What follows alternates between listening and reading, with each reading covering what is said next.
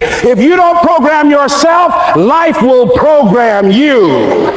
So you want to have an agenda for your life. It's necessary that you have some direction for your life. A friend at the National Speakers Convention gave us a presentation, and it really struck me. He was talking about when he was traveling across Europe, war and aggression, and he said at different points, soldiers would wake them up on their journey and ask them the question. And I posed this to you. The question was, where have you been?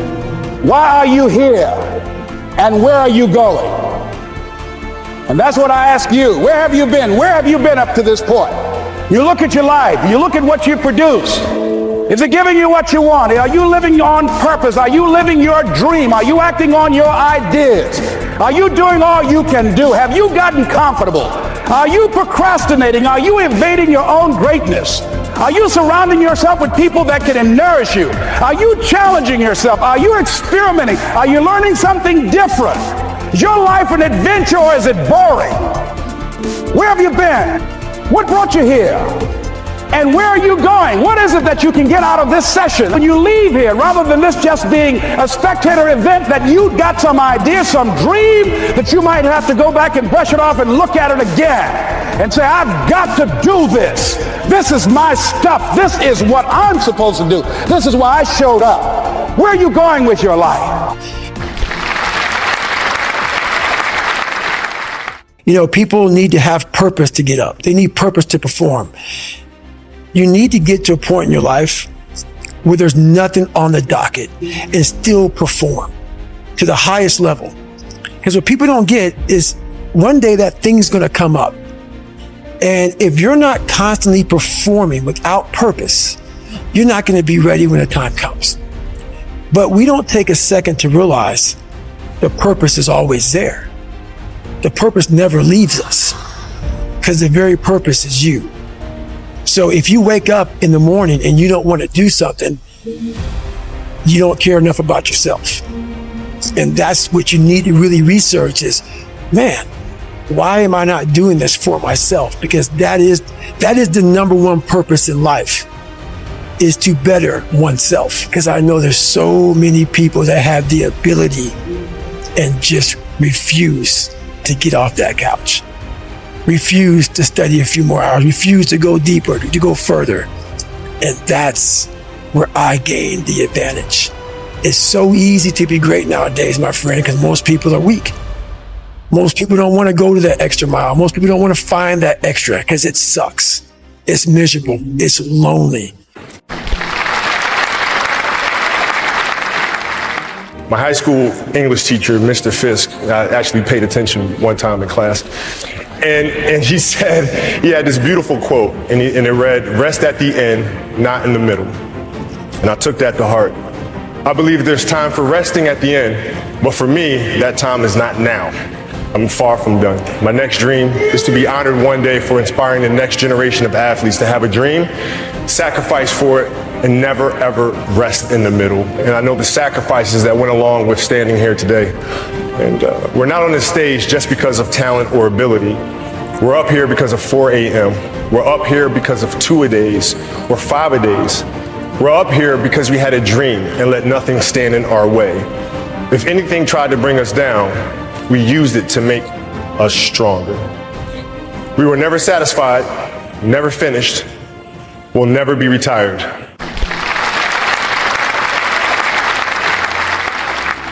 A lazy person thinks he's working too hard, and a successful person thinks he isn't working hard enough. And we're doing 20 times the work they are. And we're like, oh, I could have done more, could have done this. Oh, I missed that today, can't miss that again. Oh, I should have taken that call. I should have flown there. I should have. That's, you know, we have guilt about it. It's a competition.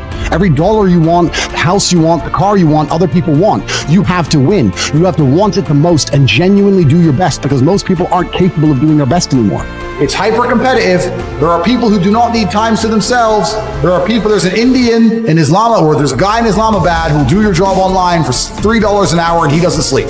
You're gonna lose, right? So if you're gonna be lazy in any regard, you have to understand there are people like me who are billionaires who work 18 hours a day. When I finish this, I get into my car, I open my laptop, and I work my way to my desk in the morning. I'm gonna work all night till the day I go. When I go to sleep, I close my laptop and I'm asleep in the night. I work. That's all I do. Lazy is a big problem because people go, oh, but I just want to relax. relax. If you just want to relax, that's fine. But you're competing against people who just don't want to relax, and you're going to lose.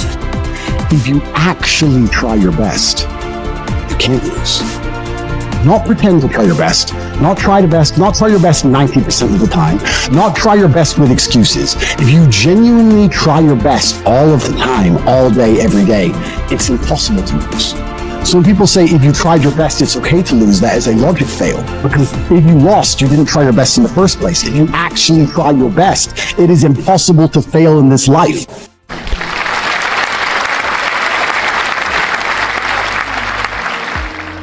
Time is short. What is your life? It's even a vapor that appeareth for a little time and then vanisheth away. Every morning we have 86,400 seconds to spend and to invest. And each day the bank named time opens a new account for you and for me. It allows no balances and no overdrafts. If you fail to use the day's deposits, the loss is yours. Jesus said, as long as it is day, we must do the work of Him that sent us. The night is coming when no man can work. The night is going to come in your life. Yet there was a serenity about the work of the Lord Jesus. It's the quality of life, not the length. Jesus only had 33 years. And it ended on the cross. To the world, He was a failure at that moment. Yet at the end of His life, He said, I finished the work that Thou gavest me to do. It doesn't matter whether you live another year or 2 years or 5 years. Will your work be finished? Is there a quality to it? Is there a dedication to it? Every one of us here has been given the same amount of time in a day. 1,440 minutes a day, 168 hours per week. What a thing it is when you think that you have just one short life to spend and it'll soon be over. I'd write down my priorities in life. And I'd get committed to certain priorities. Now is the accepted time. The things we ought to do, the classes we ought to take, the books we ought to read. Do it now. The family that needs you, spend more time now. Write that letter home now that you've been meaning to write. Money you ought to give now. Time for study, do it now. People you ought to witness to, do it now. Every time the clock ticks, it seems to say now.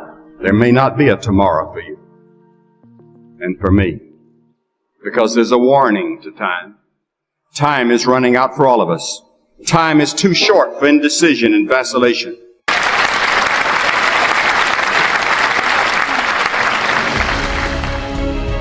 I actually think being lazy is a good thing. Let me explain. This is going to be an interesting moment. Yeah, no, you're freaking out, right? I watch the Jets for 4 hours on Sundays. I do that because it allows me to escape and it gives me balance to my insanity. But I don't watch the Jets on Sunday to get away from the fact that I hate my job. And instead of doing something for my job, I'm gonna use this. Some people use entertainment as a reset and a balance to their other life, which is work, family.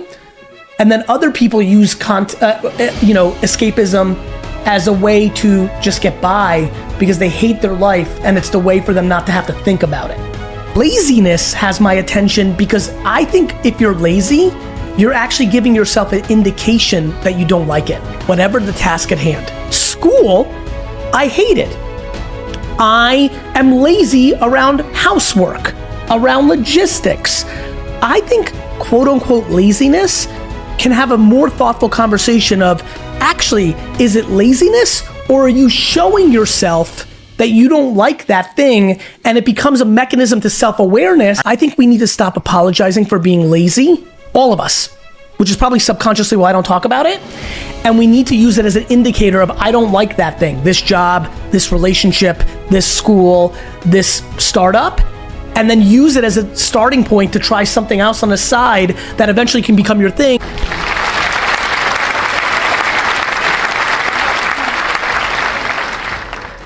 Lazy people like to do that, to justify why their numbers aren't good, because life is so hard. I want you to write down the 3 biggest problems you faced in 2022. 30 seconds. Everybody gets a minute. They're writing it down. I said, now here's a game we're going to play. You got your set of problems.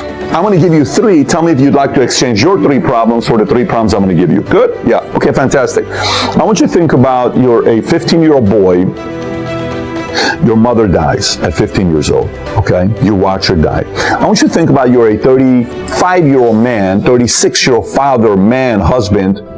You had a soccer game. Your 15-year-old younger brother, who's a great soccer player, gets hit with a soccer ball in a regular soccer match. He collapses in the middle of the game, goes to the hospital, dies at 15 years old. Younger brother. Then 6 months later, your father dies from brain cancer, okay? You have your problems. I got these 3 problems for you. Would you exchange your 3 problems with these problems? Nobody raised their hands. I said, the reason why I give you the story is because there's a guy right there. Adam, stand up. His name is Christian. I said, that's exactly what he went through last year. That's exactly what he went through in his life. The brother and his father, that just happened last 12 to 24 months. I said, he's the MVP of the entire group here. 2,000 people in the room. He ended up becoming the MVP in the entire group. Everybody's like, silence in the room. There's nothing to say. You know why? One of the biggest signs of laziness is we have convinced ourselves our life is so hard and that is our out. And stories like that annoy because I guarantee you, no matter how hard you think your life, if you know how my dad was, if you know how my mom was, you don't know what my girlfriend did to me, you don't know what my husband did to me, my wife did to me, my kid, do you know who just passed? Do you know who this? Do you know who that? I totally get it. Life sucks sometimes. It's hard to be a father sometimes. It's hard to be a son. It's hard to be a husband. It's hard to be a woman, a man. It's hard. It's not supposed to be easy. It's just not. But every time clinging on that idea that your life is so much harder than somebody else's, while somebody with a harder life than you is winning, and not making excuses.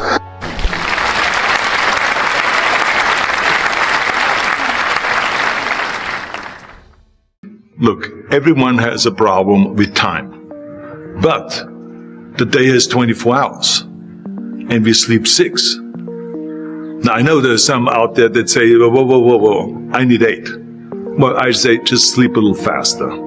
Because the bottom line is we have 6 hours of sleep, 24 hours are available, so you have 18 hours now available. Do your work, your family, your hobbies, and also to learn something new or to do something new, which could easily be that you want to learn a new language, or that you want to read as a New Year's resolution, I have to read a book every week, or you say, I'm going to go and reshape my body.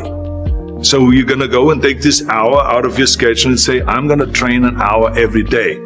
So this is for most people a huge challenge, but it is totally doable, I can tell them, because the kind of things that I did when I came to this country, I mean, I went to school, I was working in construction, I was working out my 5 hours a day, I was taking acting classes from 8 o'clock at night to 12 midnight, I was doing all of those things. I wanted to make sure that out of the 24 hours of the day, that I don't waste one single hour. Those hours were too precious. And so there I just want to tell people, don't give me this thing, I have a difficult time with the time and I don't have time for this and I don't have that. You have time. You make the time. When the President of the United States has time to work out, when the Pope has time to work out, then you have time to work out.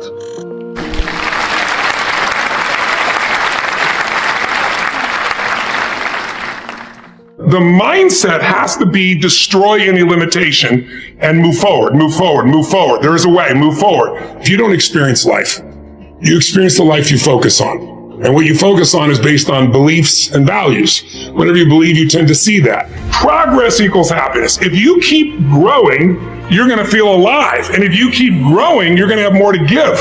And when you're growing and giving is when life is magnificent. What's the one thing to focus on if you only focus on one? I think it's smart to focus on one thing primarily. But then the answer would be whichever thing you're most desirous of changing, whatever thing is giving you the most pain. So if it's your relationship, I'd go full force on that. Now, you probably have to work on both your business or financial side and some personal side. I would be working on both.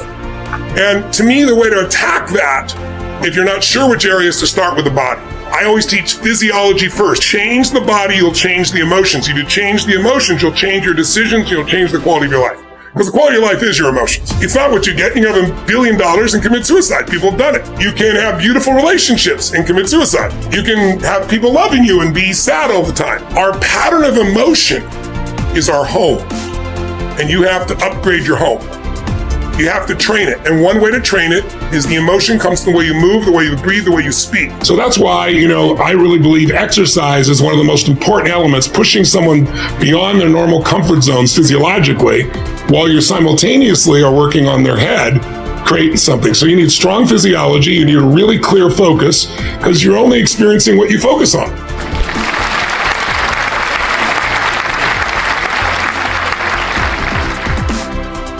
They don't know where to start. And so they say, hey, where do I start? And when's the best time to start? And I have a very simple answer for that. Here and now. That's it. You want to improve? You want to get better? You want to get on a workout program or a clean diet? You want to start a business? You want to write a book or make a movie or build a house or a computer or put together some mobile application? Where do you start? You start right here. And when do you start? You start right now. You initiate the action aggressively. You go. Because the idea isn't going to execute itself. And the book isn't going to write itself. And the weights out in the gym, they're not going to move themselves. You have to do it, and you have to do it now. And that means you got to stop thinking about it and stop dreaming about it and stop researching every aspect of it and reading all about it and debating the pros and cons of it. Just start doing it. Take that first step and make it happen. Get after it. And get after it here and now.